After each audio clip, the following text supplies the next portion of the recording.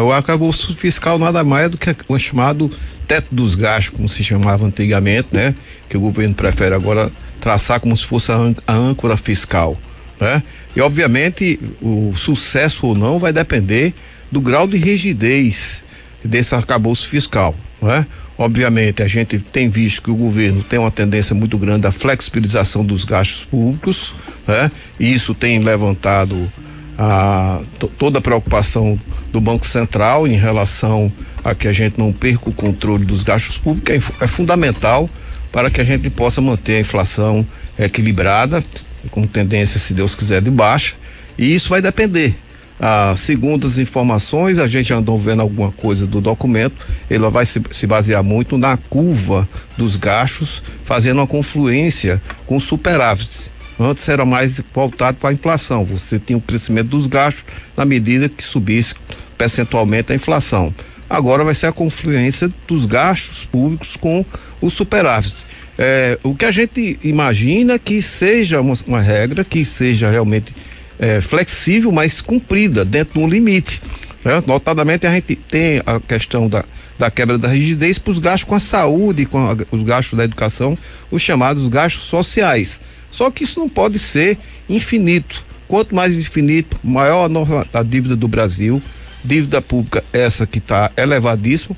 Quando a gente fala numa Selic de 13,75, a gente está falando não só 70 milhões de brasileiros que estão endividados, e o recorde de toda a história, o maior juros real do mundo, superior inclusive o juro da Argentina, que é maior do que o nosso, mas o juro real do Brasil é maior do que o da Argentina, né? E isso dá um impacto diretamente na dívida fiscal. Para cada 1 ponto percentual da Selic, a gente tem um custo de 35 bilhões a mais das dívidas. Mas esse juro alto, né, justamente para tentar conter a inflação, você falou que o juro da Argentina é menor que o nosso, a inflação de lá é disparada, muito maior que a nossa também. Não há justamente essa tentativa de equilíbrio na contenção da inflação pelo aumento de juros, e aí você falou, o governo vai tentar controlar os gastos, não dá para gastar à vontade, não é? Verdade. Justamente aquilo que o Banco Central sinalizou. Eu estava na torcida que essa regra fiscal tivesse chegado antes da reunião do Banco Central, que foi agora, da última terça-feira, né? Retardaram, né? Porque o Banco Central só vai baixar a taxa Selic se ele sentir uma consistência nesse novo arcabouço fiscal. Nós temos condições de ter uma taxa Selic, começar a escalada já agora a partir da próxima reunião de maio, de 0,25 gradualmente durante os 5 reuniões sucessivas. E baixando.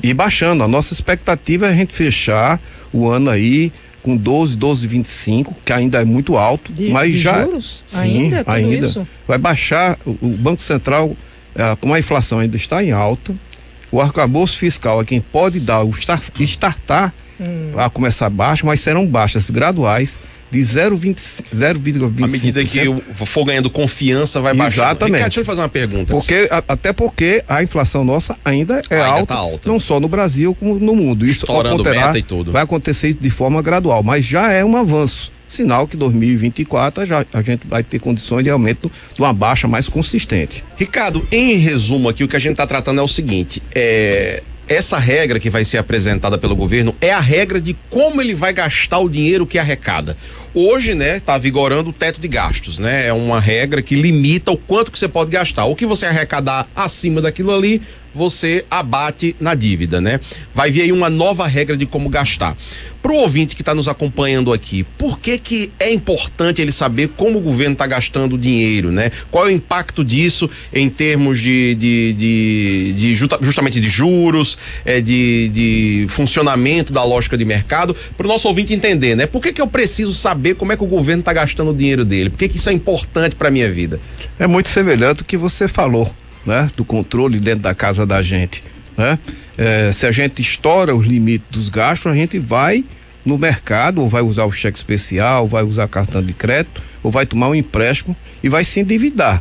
Se você se descontrola e gasta mais, você vai atrás de novos recursos. Indo atrás de novos recursos, você dispara a situação da inflação. E se o banco vê que você é descontrolado, ele cobra mais caro. Aí ele cobra mais caro, porque o grau do risco, né? Então, por isso que é fundamental esse arcabouço fiscal, ele tem que ser muito consistente, muito controlado, mostrando que não vai haver necessidade do governo vir com novas medidas provisórias para aumentar os limites, né? Sendo mantido isso, com toda certeza, a nossa Selic está fora da realidade, né? Ela trava a volta do crescimento econômico, trava a redução do desemprego. Ela vai baixar, até porque agora a classe empresarial está se ferindo com o próprio veneno dos juros altos. O rentismo ganhando de um lado, mas o tomador de empréstimo, que é o varejo, o mercado de varejo, está assustado. O juros está dando dificuldade deles pagarem. Então, eles estão se ferindo com o próprio veneno. Vai ter que ter a baixa, seguramente, da Selic, com toda certeza, já agora no mês de maio. Mas, Ricardo,